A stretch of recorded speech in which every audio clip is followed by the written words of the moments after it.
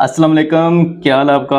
आज मैं आपके लिए एक बहुत ही ज़बरदस्त किस्म की स्ट्रेटजी लेके आया हूँ और इसको यूज़ करने के बाद मुझे उम्मीद है कि आप मार्केट में 90% एक्यूरेट सिग्नल जनरेट कर सकते हैं और मार्केट को समझने में ये जो इंडिकेटर है ये आपकी काफ़ी हेल्प करेगा। और एक बात, पहले आपने हमेशा जो भी मैं इंडिकेटर बताऊं या जो भी मैं स्ट्रेटजी बताऊं उसको आपने समझना होता है। और समझना कहाँ पे, आपने डेमो अकाउंट के ऊपर। विदाउट प्रैक्टिस के आपने इस स्ट्रेटजी इंडिकेटर्स को आपने रियल अकाउंट के अंदर यूज नहीं करना, क्योंकि आपकी प्रैक्टिस लाजमी है। और ये जो इंडिकेटर है इसका नाम है एमकैट। तो ये काफी हद तक मार्केट को एनालाइज करने में आपकी मदद करेगा। और सबसे पहले मार्केट को समझने के लिए कुछ ना कुछ टूल्स होते हैं, स्ट्रेटजी होती हैं जो आपको फ्यूचर प्रेडिक्शन के अंदर आपकी हेल्प करती हैं। तो इसीलिए ये जो इंडिकेटर है ये आपके काफी हद तक आप कहें कि 85 से 90% एक्यूरेट ये सिग्नल जनरेट करेगा और आपकी हर तरह से मार्केट को एनालाइज करने में मदद भी करेगा। और वीडियो स्किप ना कीजिएगा, पूरी वीडियो देखिएगा ताकि आपको जो भी मैं चीज बताऊं, जो भी मेथड बताऊं, जिस तरह से मैं ट्रेडिंग करता हूं या जिस तरह से इंडिकेटर को समझा जाता है इस तरह आपने भी समझना है। ये नहीं है कि आपने सिर्फ सिग्नल देखा और एकदम से एंट्री लगा दी। तो चलिए मैं टाइम ज्यादा वेस्ट नहीं करता, तो डायरेक्ट ही आते हैं और इस इंडिकेटर को समझने में और मार्केट को एनालाइज करने में इस इंडिकेटर की मदद से स्टार्ट करते हैं। सबसे पहले यहाँ से आपने देखा होगा कि मैंने ऑलरेडी पहले एम कैट का इंडिकेटर एक अटैच किया हुआ है अपने चार्ट के साथ। ये इंडिकेटर आपको कस्टमाइज, वैसे ये इंडिकेटर जो बना हुआ है ये कस्टमाइज है सारा। यहाँ पे दो मैंने एम कैट इंडिकेटर यूज किए हैं, जैसे आपने देख लें ये एक कंप्लीट स्ट्रेटजी बनाने के लिए इस इंडिकेटर को मैंने यूज किया है। ये एम कैट के हैं और सबसे पहले इसकी हम सेटिंग देख लेते हैं, इनपुट वैल्यू देख लेते हैं। यहाँ पे टाइम फ्रेम लिखा हुआ है, फास्ट लेंथ, ये भी आप इसी ऐसे जैसे मैंने सेलेक्ट किए हुए ऐसे आप भी सिलेक्ट कर सकते हैं। जो जो इसके सिग्नल स्पीड की रेशियो है, जो भी सिग्नल एरो है, ये आपको हर चीज को शो करता जाएगा। और इस चीज को आपने लाजमी समझना है कि सेटिंग आपकी कुछ आगे पीछे नहीं होनी चाहिए। ये मैंने कलर भी यहाँ पे सिलेक्ट किए हुए हैं, ये कलर है। इसके आप डिफरेंट इसके साइज बड़ा भी कर सकते हैं और छोटा भी कर सकते हैं। और इसका भी कर सकते हैं, ये भी है। और चलें, आप लेवल डिफरेंस है, ये मैंने आपके इंडिकेटर की प्रॉपर्टीज मैंने शो की है। एक मैंने ये एम कैट का इंडिकेटर यूज किया हुआ है जो कैरो शो करेगा, अलर्ट भी मुझे देगा। और एक दूसरा ये इंडिकेटर है, ये भी सेम ही टाइम फ्रेम के ऊपर ही शो कर रहा है। थोड़ा सा इसका टाइम फ्रेम की सेटिंग के अंदर डिफरेंस है, क्योंकि यहाँ पे और है थोड़ा सा मैंने डिफरेंट वैल्यू पुट की हुई है और पहले वाले इंडिकेटर में कुछ और है। तो चलिए करते हैं। इस टाइम मैं हूँ H1 टाइम फ्रेम के अंदर। ये आपने देखा होगा, जैसे इंडिकेटर लगाने का आपको पता होगा, नहीं तो मैं हर वीडियो के अंदर भी ये आपको समझाता हूँ कि इंडिकेटर आपने कैसे लगाना है। यहाँ से जाएंगे, जैसे भी आप फाइल में जाएंगे वहां से जाके MQL4 में जाएंगे और अगर MEX4 की फाइल है या MQL4 की फाइल है तो यहाँ से आपने पेस्ट करनी है। ये पेस्ट करने के बाद जैसे आप मार्केट रीस्टार्ट करेंगे तो यहाँ से आपने एम कैट के इंडिकेटर जो हैं वो आपको शो हो जाएंगे। ये मेरे इंडिकेटर अटैच किया हुआ है, ये इंडिकेटर अटैच किया अटैच टू चार्ट। किसी भी पेयर के अंदर आप अटैच करेंगे तो आप इजीली अटैच कर सकेंगे। चले मैंने तो अटैच कर दी है, तो और मैं H1 के अंदर हूँ। सबसे पहले ये चीज देखें कि मार्केट यहाँ से बिल्कुल डाउन में गई हुई है।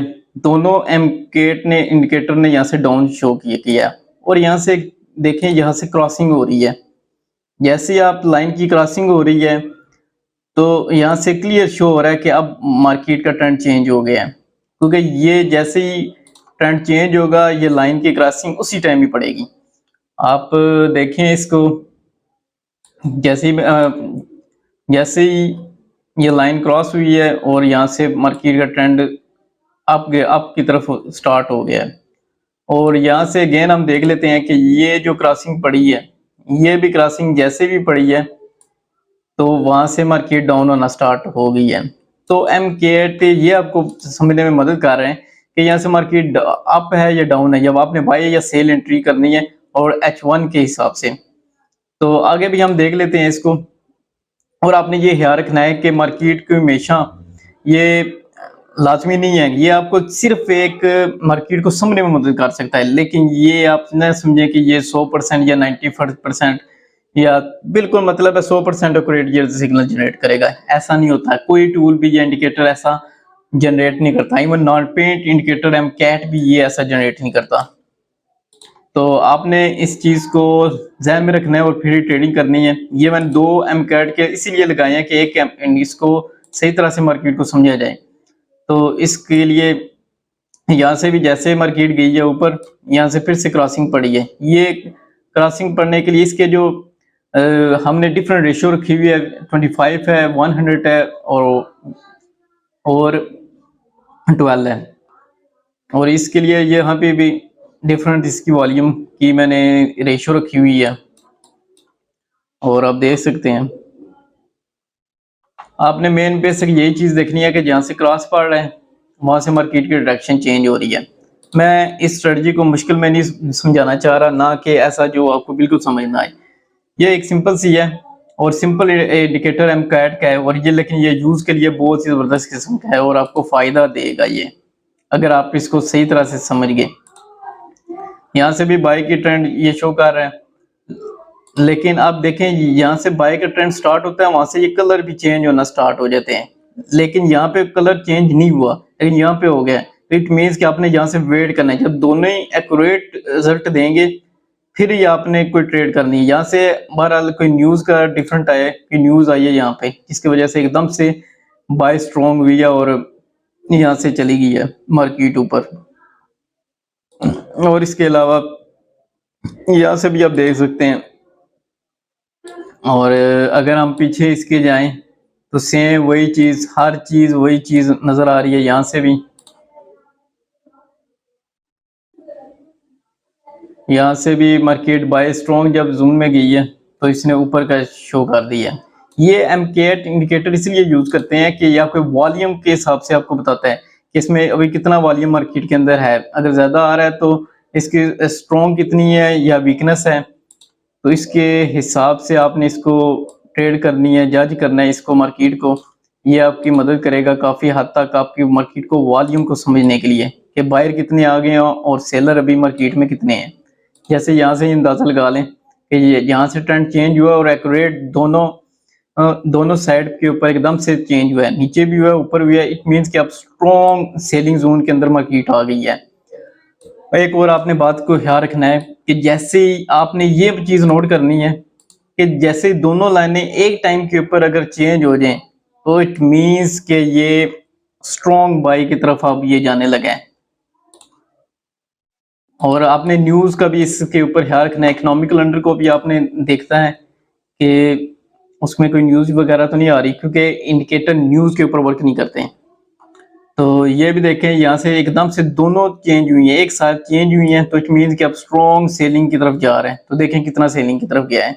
यही चीज़ मैं आपको एक्चुअली समझाना चाह रहा हूँ, पॉइंट करना चाह रहा हूँ कि ये मार्केट में 90% एक्यूरेट आपको ये चीज़ बना के एमकैट दे रहे हैं।